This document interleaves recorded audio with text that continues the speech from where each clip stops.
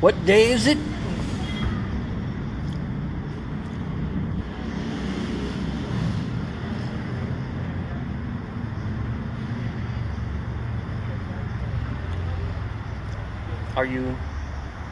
Are you going?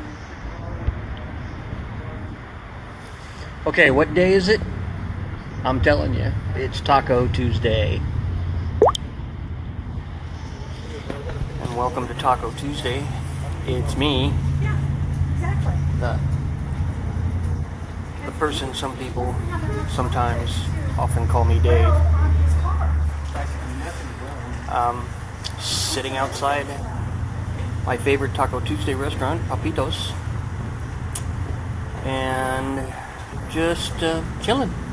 Today's fare were 2 El Pastor and 1 chicken taco with an order of fries. Now, today is kind of special. I want to talk about something I've been thinking about for a couple of weeks, so I've kind of got a bit going here. And that's tacos in general. I mean, think about it. When most of us were small children and first introduced to the taco, it was a hard-shelled, fried corn tortilla shaped like a taco, and we filled it with hamburger that was cooked in Lowry's taco spices. And then we put lettuce, tomato, and cheese on it. After we filled in the taco shell, we threw in the lettuce, the tomato, and the cheese. And that was our tacos of the day. To further integrate that, I'm on TV. Anyways, to further deepen that, you go to Taco Bell. I'm on TV. Are you talking to me? No, I'm on TV. I was talking to her, but I'm on TV. I'm not going to Taco Bell.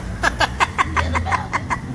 Yes, Taco Bell. Remember them? Remember their tacos? Hard taco shell with some sort of ground beef, seasoned ground beef, and lettuce and tomato and little cheese.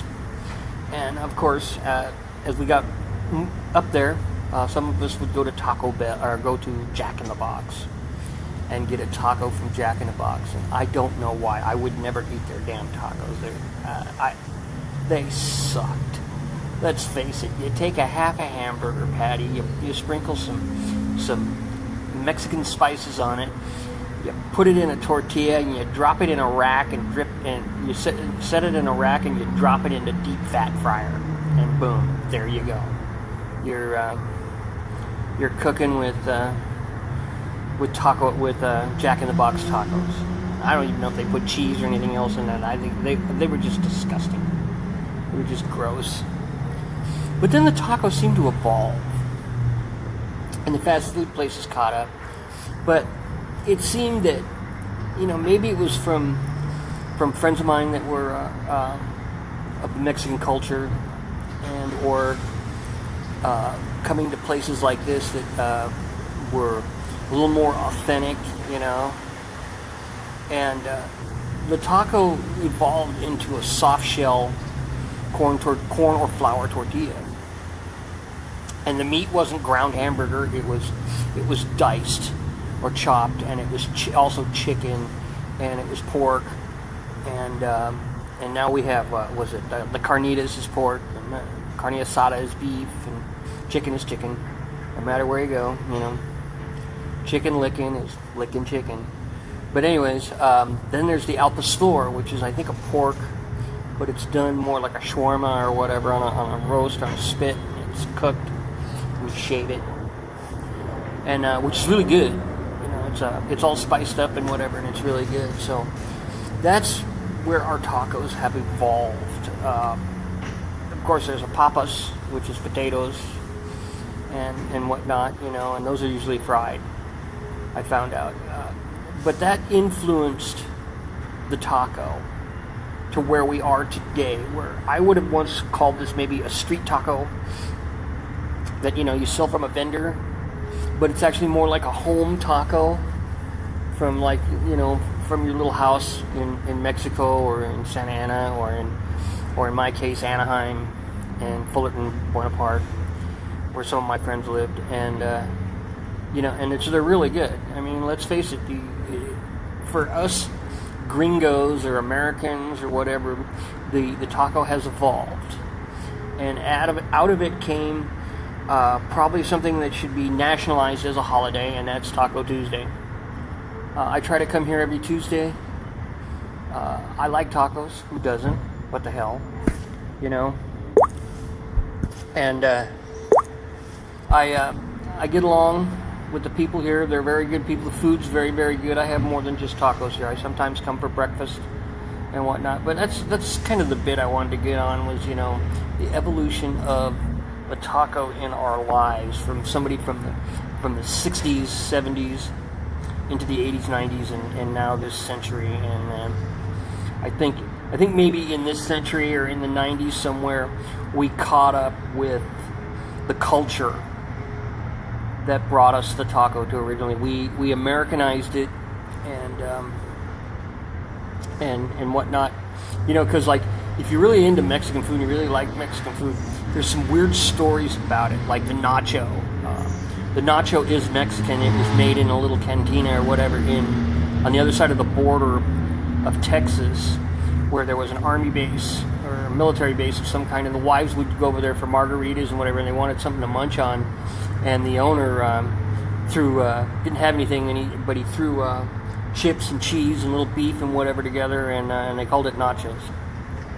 And a woman in Arizona, I think it was Phoenix, maybe Tucson, owned a Mexican restaurant, and she wanted something different. And people wanted something different from the standard fare, and she created the chimichanga, which is actually it's an American dish. It really is.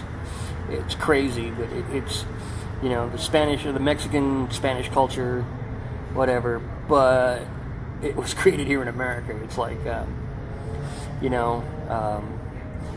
pizza here is different than pizza in Italy, but chow mein and chop suey and a few Chinese dishes we really care for are actually Chinese. The fortune cookie is American. The chow mein and all that is American. It was created here by the Chinese immigrants to sell to Americans because don't know if they could stomach the actual Chinese fare, that what they're used to eating in China. So there is that going on. There's an Americanization of foreign foods, but the wonder is we have them because of the immigrants and the people who have come here to become Americans, and they brought their culture with them. And the beautiful thing about it is, for me, when you want to be here and you come here and you do everything you can to get here legally to get here and become an American citizen, it doesn't mean, and you should Americanize, you should become American, you should immerse yourself in America and be a part of it. But there's nothing wrong with the way you make your foods or your other traditions that you celebrate, like Christmas or Yom Kippur or whatever. Cinco de Mayo is a Mexican holiday that's for the liberation of Mexico, believe it or not, if you really understand it. But it's really a drinking holiday here, a non-holiday here in the United States. It's an excuse for Americans of Spanish or Mexican and Spanish background and all Americans in general to celebrate and hoist a few beers and have some food and eat. And so much of our traditions, which are so closely tied to Europe and other countries in the world, everywhere around the world, it seems like all these traditions and these holidays and whatever are simply tied around food and family and friends. And that's what should be remembered, and that's what should be celebrated. When you sit down to Christmas dinner with your feeble old dad or your ailing mother, or that aunt that comes that's a little bit cantankerous, but she's your mom's sister or brother or whatever, and or your dad's, and she's really actually a good person, believe it or not. You find that in there. Enjoy the holiday, enjoy the time you spend with them. Learn. These are experiences like Taco Tuesdays, I like having fun with it because I do like tacos, but let's face it, it's all about tradition and friendship and celebration. I mean, anytime somebody wants to join me on Tuesday to come down here and have some tacos, just let me know. I mean, we'll just taco it up, man. They're 2 for $1 or half off. They're $1.75 a taco. It's cheap. It's fun. There's chips and there's salsa and there's other things. Oh, and one thing I wanted to show and bring up there. With tacos, when it comes to tacos, let's do the boop. Come on, boop it. When it comes to tacos, we have toppings. There's a cilantro and onion that they put on most tacos now. And then there's this topping. Now, this interesting little topping that I discovered here at this restaurant, and it's kind of a Mexican pickled red onion. You can look for the recipe up under that, but it's got to have jalapeno in it. It's you take a like a red onion and you slice it thin lengthwise, and then you mix it with red wine vinegar, white vinegar, and a little garlic, a little peppercorn. You can add a Mexican oregano. You can add cumin, and you can put a little spoonful of sugar in there to help it pickle. And you can heat all that up and then mix it in the onion, and then take a jalapeno, or depending on how much you're making, take a jalapeno and slice it up thinly, without seeds or stems or whatever, and slice it up really thin, just the meat.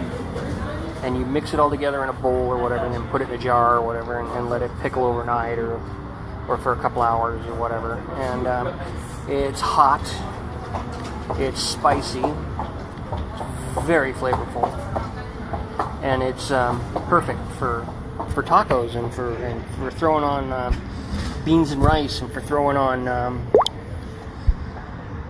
enchiladas, throwing in your chili. It's just something that adds besides cilantro and onion, and maybe squeezing a lemon over it or whatnot. And so here we go. You may not know what this is about. I may not even begin to know what it's about, but I thought I'd have a little joyful chat on the taco, and it muddled into traditions and family and good times and friends. And it's like today, if you saw the beginning of this, you see a beautiful, clear, sunny day with a cool breeze. It's warm. It's very warm. But it's got a cool breeze blowing, and it's just sunny in a blue sky and clear for miles. And it's a great it's that great time of day at 5 or 6 o'clock that you can sit down with your brothers or sisters, or your mom and dad, or maybe your uncle. And I mean, I don't drink, but you can have a beer and eat some peppers, some chilies, and have a taco or two, and just and talk about whatever you want, including politics.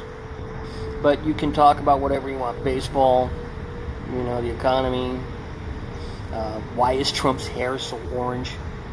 But he's still the president. But let's just just take a deep breath and enjoy what you got, and enjoy what's around you. And enjoy it with a taco, because after all, my friends, they may just call me Dave sometimes, but hey, it's just a taco, and it's Taco Tuesday. Have fun, enjoy, good night.